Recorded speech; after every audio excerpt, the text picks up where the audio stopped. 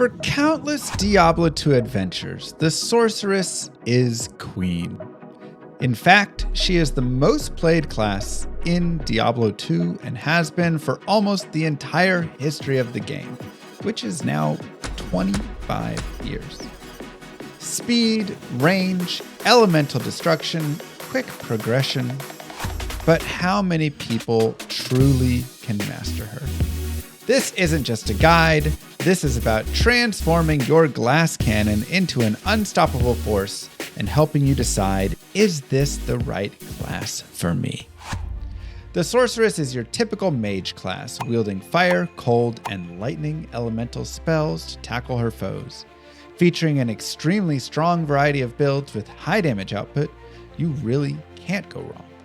From blizzard to lightning to fireball and more, she has probably the most weapons of all characters in the game. In general, for the start of the game, the lightning tree with charge bolt, static, and nova are your best starting skills. Charge bolt will carry you through the first 11 levels, and then around level 12 you can shift over into a static and nova combination that is just deadly. Fire also does a decent job, with Fireball having a nice AoE splash once you're able to unlock it. Then, later on, you can pick up Meteor to really improve your boss farming, though it does have a decent delay after the cast, so that can be a little bit troublesome. The Cold Tree, however, is really the only Sorceress tree that suffers early on, so it's mostly just used for crowd control with Frost Nova and Frozen Armor. Sadly, Ice Bolt, Ice Blast, and Glacial Spike just simply do not have enough damage output to really push that hard through the game. That all changes, however, once you hit level 24 or level 30, when you can spec into Blizzard and or Frozen Orb, both of which are some of her most powerful spells and can carry you into the late game with ease. With Blizzard, the focus is getting on mobs to move underneath it as much as possible so they can just get hit constantly. Frozen Orb works a little bit differently, where a large portion of the damage comes from the actual orb itself, and there's an extra bonus when it explodes, making it ideal to blow up right on top of a mob. Some fantastic ways to gear your character up early include such. For runewords, stealth is fantastic. This is the king of all king early armors, giving you 25 FCR, FHR, and FRW. Especially 25 FCR on a caster character like the Sorceress is just godly. This can take you all the way through the game if you would like, but generally you will upgrade it a little bit later on. Spirit Sword is going to be your best in-slot weapon. Spirit Shield, of course, would also be amazing and will be amazing later on in the game. However, getting a 4 open socket Monarch Shield is going to be pretty difficult, as you can't get that until Hell, and then it also has a 156 strength requirement. Thus, we generally start with a Spirit Sword, where you don't get the resistances, but you still get a lot of the great benefits, +2 to all skills, 55 hit recovery, mana, life, you name it, it's got it. Truly a wonderful, wonderful runeword, one of the best in the game overall, and again, we will get that shield later on. Ancient's Pledge is literally given to you when you complete Act 5, Quest 2.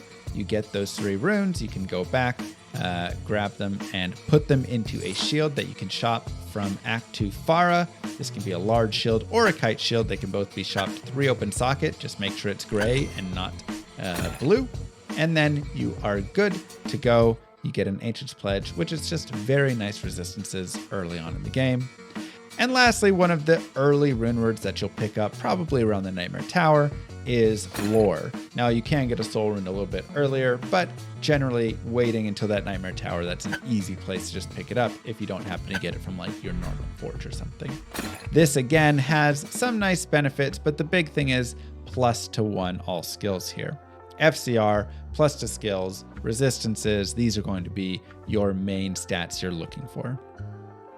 For unique items, there is always, of course, Tarnhelm, which gives that +1 skill, but instead of some of the mana per kill and such, you are getting Magic Find, which again, can be great for farming. Viper Magi, this might be the best mid-game armor that you can pick up with the plus to skills, with the FCR, with the resistances. It truly is a high-class sorceress caster item in general, but really shines on the sorceress. Chance guards give you some nice magic find. That's pretty much what you're just using them for there if you don't need something else in that slot.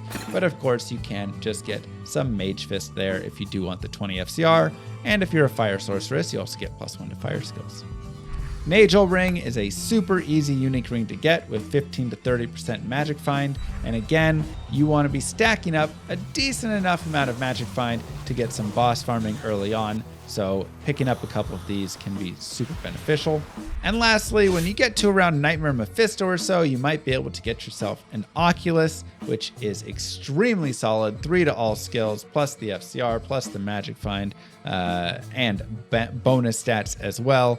It is one of the best, with the only downside being that there is a chance for teleport that can just get really annoying. So unfortunately, if you're playing hardcore, I probably would not recommend the Oculus. Otherwise, have fun. If you die a couple times on softcore with it, that's okay. The power is worth it.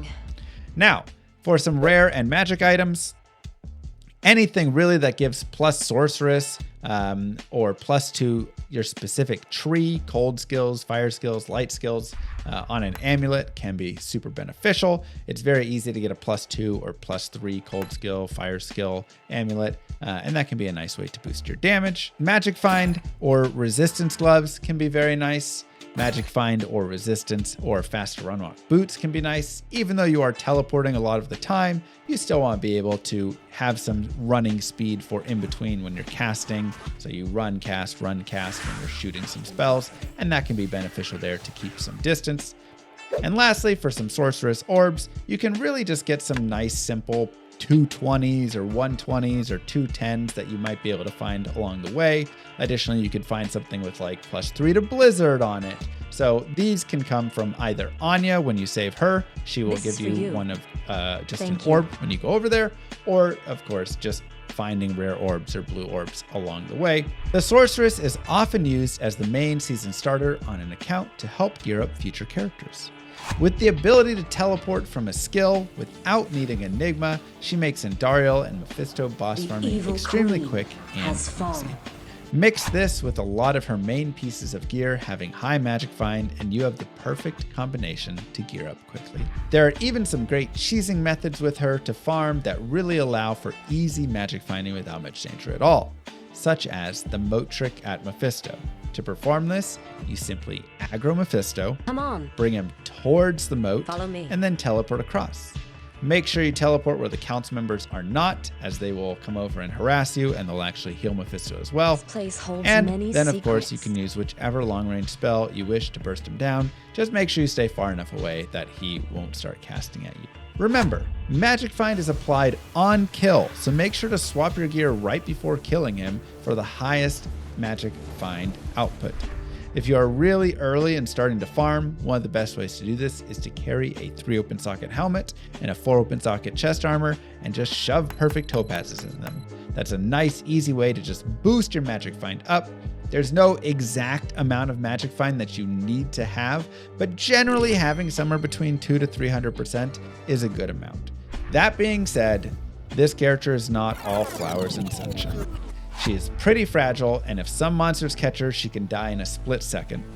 She only gains 2 life per vitality point, and until she has a call to arms, she has no way to increase her life total, so getting plus life on gear and charms is extremely useful for her. Additionally, one of the biggest drawbacks to the character is immunities in hell. Now, Sunder Charms, which break immunities, won't drop until you've beaten the game and are farming in terror zones. Sometimes the best answer is just teleporting past a group. Other times you can let your mercenary kill them, or if you're okay with sacrificing some power, you can run multiple elemental types at the same time. True mastery means overcoming these challenges to become a powerhouse, and the best way to do this is through farming and leveling up. Some gear you will want to aim for includes Heart of the Oak, again, plus to skills, faster cast rate, resistances, super nice. Call to arms, really just wanting that battle orders to have on your swap, as you do not have a lot of life. Spirit shield, same thing as spirit weapon, but resistances this time, and you get all of the extra benefits again. And then for body armors, I love getting Chains of Honor or Enigma. Getting the plus to skills is very beneficial. Now, of course, these will take high runes and can take a little bit to farm, so it can also just be nice to continue using a Viper Magi or something along those lines. For some uniques, I like Death Fathom if I'm playing a cold sorceress. Eschewtas can be nice for fire or for light, but you could also look at a Crescent Moon. Griffins, Nightwings, and Shaco are 3 great helms for your different classes. That is your light, cold, and general overall magic finding would go with the Harlequin Crest Shaco. However, a fire sorceress may find herself using this as well, if not something like a Flickering Flame. Mage Fist are probably going to be the only unique glove unless I want chance cards again. This is going to be whether I need FCR or if I want to have Magic Find. Arachnid Mesh is very nice for the +1 skills and FCR, 2 things that you will only really be getting from this unique belt. War Travelers are a fantastic boot. There's a lot of different boots. You could also go for water walks. You could go for sandstorm treks. Really, there's many unique boots that fit. Again, it depends. Do you want more magic find? Do you want more life? Do you want more resistances? What are you looking for here?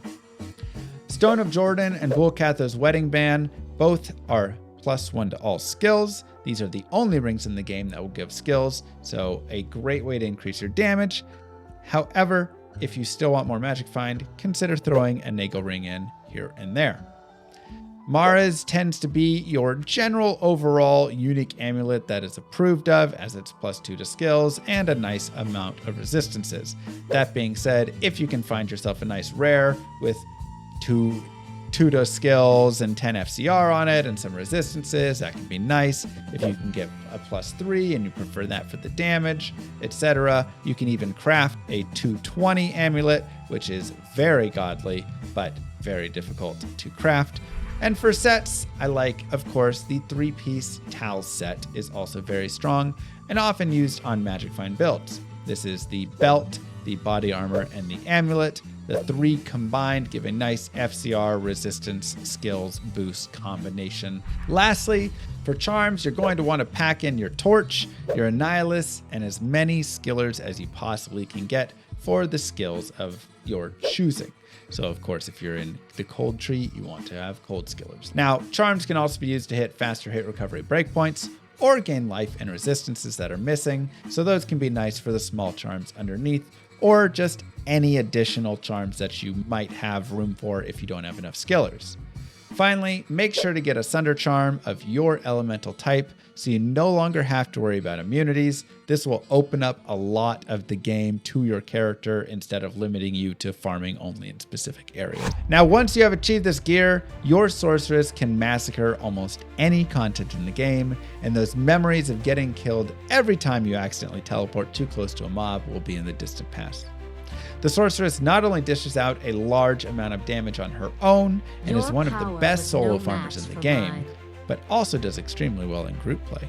In conclusion, if you are looking for a glass cannon who can move around the game quickly, farm bosses easily, and lead a party, then check out the sorceress. If you prefer a more relaxed character with a full gameplay experience, exploring all of the maps, having a little bit more survivability, then another character that's going to be able to push through all of the content a little bit more, maybe more to your liking. That's all I have. Don't forget to like and subscribe, YouTube, and I'll see you guys in the next one. Peace.